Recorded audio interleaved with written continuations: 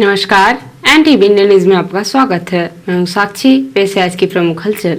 सीधी जिले के 4 विधानसभा क्षेत्रों के लिए चुनाव की अधिसूचना 21 अक्टूबर को जारी की जाएगी। इसी दिन से नामांकन पत्र दाखिल करने की प्रक्रिया आरंभ होगी। जिला मुख्यालय सीधी में कलेक्ट्रेट कार्यालय में चारों विधानसभा क्षेत्रों चुरहट, सीधी, सिहावल एवं धौनी के लिए नामांकन पत्र दाखिल किए जाएंगे। कलेक्ट्रेट सभागार में आयोजित बैठक में मान्यता प्राप्त राजनीतिक दलों के प्रतिनिधियों को नामांकन पत्र दाखिल करने के संबंध में प्रशिक्षण दिया गया। प्रशिक्षण में मुख्य कार्यपालन अधिकारी जिला पंचायत राहुल धोटे ने कहा कि सभी मान्यता प्राप्त राजनीतिक दल आयोग द्वारा जारी निर्देशों का अध्ययन कर ले तथा आयोग द्वारा निर्धारित प्रपत्र में आवश्यक अभिलेखों एवं शपथ पत्र के साथ ही नामांकन पत्र प्रस्तुत करें। नामांकन पत्र दाखिल करते समय रिटर्निंग ऑफिसर कक्ष में उम्मीदवार सहित केवल 5 व्यक्तियों को ही प्रवेश की अनुमति रहेगी। नामांकन पत्र के साथ उम्मीदवार को शपथ पत्र भी प्रस्तुत करना होगा। प्रशिक्षण में अपर कलेक्टर एवं उप जिला निर्वाचन अधिकारी राजेश शाही तथा master trainer doctor AK Tripathi एवं डॉक्टर KB सिंह ने नामांकन पत्र दाखिल करने की प्रक्रिया की बिंदुवार जानकारी दी। उन्होंने बताया कि नामांकन पत्र के साथ शपथ पत्र देना अनिवार्य है। शपथ पत्र में उम्मीदवार की शैक्षणिक योग्यता, बैंकों में जमा राशि, चल संपत्ति, आपराधिक रिकॉर्ड तथा परिवार के सदस्यों की परिसंपत्तियों एवं देनदारियों का विवरण देना आवश्यक है। मान्यता प्राप्त राजनीतिक दल के उम्मीदवार के लिए केवल एक प्रस्तावक की आवश्यकता होगी। अन्य दलों के उम्मीदवारों एवं निर्दलीय उम्मीदवारों के लिए 10 प्रस्तावक होना आवश्यक है। प्रस्तावक उसी विधानसभा क्षेत्र का होना चाहिए जिसके लिए उम्मीदवार ने नामांकन पत्र दाखिल किया है। प्रशिक्षण में बताया गया कि लोक प्रतिनिधित्व अधिनियम 1951 की धारा 33 की उपधारा 6 के अधीन एक ही निर्वाचन क्षेत्र में निर्वाचन के लिए किसी अभ्यर्थी द्वारा उसकी ओर से अधिकतम केवल 4 नामांकन पत्र प्रस्तुत किए जा सकेंगे। उन्हें यह भी सुनिश्चित करना होगा कि एक ही अभ्यर्थी एक ही निर्वाचन क्षेत्र के लिए 4 सेट से अधिक नामांकन पत्र दाखिल न करे। यदि कोई अभ्यर्थी इस संख्या से अधिक नामांकन पत्र प्रस्तुत करना चाहता है तो ऐसा नामांकन पत्र स्वीकार नहीं किया जाएगा। विधि के उपबंधों के तहत न तो अभ्यर्थी को 4 से अधिक नामांकन पत्र प्रस्तुत करने का अधिकार है और न ही रिटर्निंग ऑफिसर को स्वीकार करने का अधिकार है। 4 सेट नामांकनों को एक साथ या पृथक पृथक रूप से दाखिल किया जा सकता है। प्रशिक्षण में मान्यता प्राप्त राजनीतिक दलों की ओर से CPM से सुंदर सिंह बघेल, आप से प्रदीप सिंह, कांग्रेस से आकाश राज पांडे, भाजपा से अमित प्रधान उपस्थित रहे। मान्यता प्राप्त राजनीतिक दलों को आवेदन पत्र तथा शपथ पत्र की कॉपी भी उपलब्ध कराई गई। टोको रोको ठोको क्रांतिकारी मोर्चा की अगुवाई में मझौली उपखंड के ग्राम मूसामुड़ी में भूमि अधिग्रहण को निरस्त करने तथा भूमि अधिग्रहण में धोखाधड़ी के दोषियों के खिलाफ आपराधिक प्रकरण कायम किए जाने हेतु 18 सितंबर से पीड़ित आदिवासी किसानों द्वारा अनिश्चितकालीन भूख हड़ताल की जा रही है। किसानों की हड़ताल को जिला प्रशासन की अनदेखी करने से आज दिनांक 18 अक्टूबर 2023 को भूख हड़ताल के 31वें दिन आदिवासी चौपाल का आयोजन किया गया।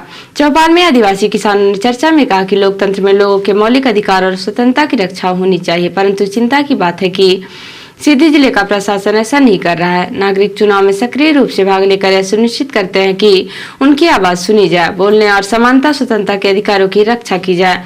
जमीन लूट के खिलाफ मूसामुड़ी भूमिका के आदिवासी किसानों का संघर्ष 2011 से चल रहा है। सरकार और जिला प्रशासन द्वारा अनदेखी की जा रही है। इस कारण भूमिका और मूसामुड़ी के मतदाताओं का निर्णय है कि हम मतदाता 17 नवंबर 2023 के विधानसभा निर्वाचन के मतदान का बहिष्कार करेंगे और वोट डालने पोलिंग बूथ पर नहीं जाएंगे। आदिवासी चौपाल में अभी निर्णय किया गया कि 18 सितंबर 2023 से जारी अनिश्चितकालीन भूख हड़ताल आज 18 अक्टूबर 2023 से स्थगित की जाती है। विधानसभा चुनाव के बाद पुनः शुरू की जाएगी। मूसामुड़ी भूमिका के किसान आदिवासी चार देव के कसम खाई थे कि 17 तारीख का जो वोट पड़ी वह वोट डारे हम न जा, वोट से न डारा कि हमारे जमीन का लूटा जा रहा है धोखाधड़ी से। जब हम अपन जमीन को वापस करे कही थे,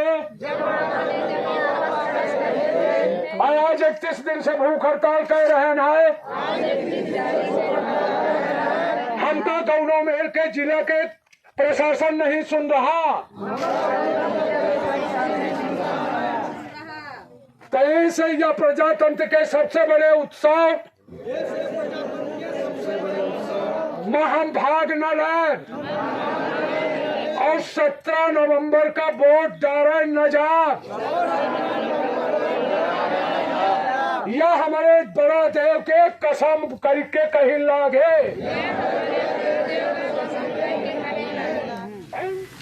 विधानसभा निर्वाचन 2023 के लिए सीधी जिले में चुनाव की अधिसूचना 21 अक्टूबर को जारी की जाएगी। इसी दिन से नामांकन पत्र दाखिल करने का क्रम शुरू होगा।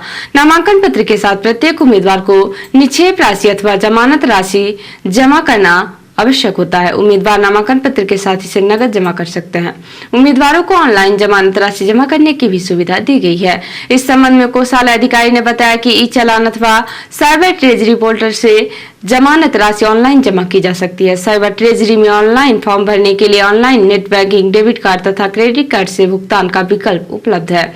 उम्मीदवार जमानत राशि के लिए IFMIAS वेब पोर्टल में साइबर ट्रेजरी विकल्प का चयन करके लॉ एंड लेजिस्लेटिव का चयन करें। जमानत राशि जमा करने के लिए लेखा शीर्ष 8443-001-121-0000 का चयन करना होगा। ई चालान भरते समय उम्मीदवार को अपना मोबाइल नंबर और ईमेल भरना आवश्यक होगा। ऑनलाइन जमानत राशि जमा करने पर यह राशि सीधे कोषालय में जमा हो जाती है। उम्मीदवारों से ई चालान के माध्यम से जमानत राशि जमा करने का अनुरोध किया गया है।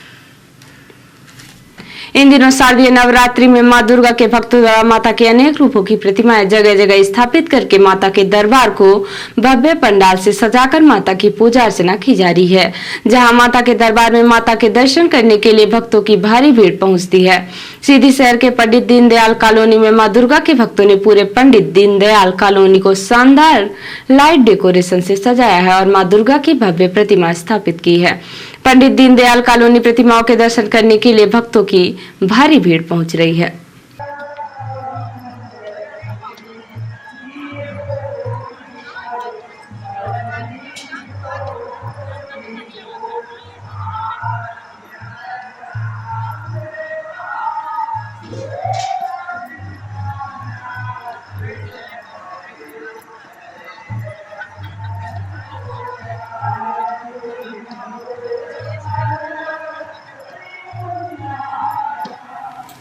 विधानसभा चुनाव की आदर्श आचरण संहिता लागू हो गई है। इसके प्रावधान के तहत निर्वाचन प्रक्रिया पूरी होने तक कोई भी व्यक्ति 50,000 रुपए तक ही नगद राशि ले जा सकता है। यदि इससे अधिक की नगद राशि साथ ले जाना हो तो उसके लिए उचित अभिलेख साथ रखना आवश्यक है।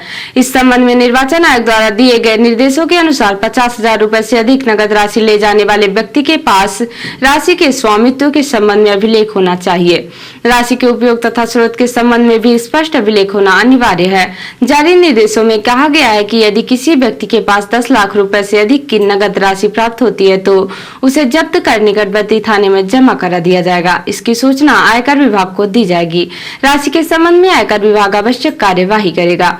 उद्योग व्यवसाय आदि में 50,000 रुपए से अधिक मूल्य के वस्तुओं के परिवहन के संबंध में वाणिज्य कर विभाग के प्रावधानों के अनुसार ई-वे बिल तथा परिवहन संबंधी अभिलेख रखना आवश्यक होगा। जिन वस्तुओं में किसी तरह का कर नहीं है उनके लिए ई-वे बिल रखने की आवश्यकता नहीं है, लेकिन इसके परिवहन संबंधी कागजात रखना आवश्यक होगा। यदि कोई किसान कृषि उपज मंडी में अनाज बिक्री करने के बाद भुगतान के रूप में 50,000 रुपए से अधिक नगद राशि प्राप्त करता है तो उसे भुगतान पत्रक प्राप्त करना आवश्यक होगा। जांच के दौरान यदि नगद राशि अथवा सामग्री जब्त की जाती है तो उसे पुनः प्राप्त करने के लिए जिला स्तरीय समिति के समक्ष आवश्यक दस्तावेजों के साथ आवेदन करना होगा। और अब पेश है प्रादेशिक हलचल। अखिलेश यादव ने कहा कांग्रेस धोखेबाज, बोले भरोसा दिया एमपी में 6 सीटों पर विचार करेंगे, लिस्ट आई तो सफा शून्य रही। टीकमगढ़ में कांग्रेस प्रत्याशी के घर असम पुलिस का छापा, बेटे का फोन, आधार, पैन कार्ड जब्त। उज्जैन में बजरंग दल ने रुकवाया गरबा, अभी तो पार्टी शुरू हुई है, गाने पर आपत्ति, बोले फुहरता बर्दाश्त नहीं। और बीजेपी की 5वीं लिस्ट 21 को आएगी, बिसेन की जगह उनकी बेटी को टिकट। और अब इस राष्ट्रीय हलचल। पीएम मोदी ने फिलिस्तीनी राष्ट्रपति से बात की, कहा अस्पताल में मारे गए लोगों के साथ मेरी संवेदनाएं, मदद देना जारी रखेंगे। राहुल बोले तेलंगाना में कांग्रेस की सुनामी आने वाली है, कहा बीजेपी ने 24 केस किए, सांसदी छीनी, फिर भी उनके सामने खड़ा हूं। भारत में अपने लेटेस्ट फोन बनाएगा गूगल, पिक्सल 8 मॉडल से होगी शुरुआत, 2024 में मिलने लगेंगे मेड इन इंडिया डिवाइस। और 12वें दिन भी गाजा में नहीं घुसा इजराइल, हमास को जड़ से उखाड़ने का प्लान तैयार। तो ये थी आज की प्रमुख हलचल। नमस्कार।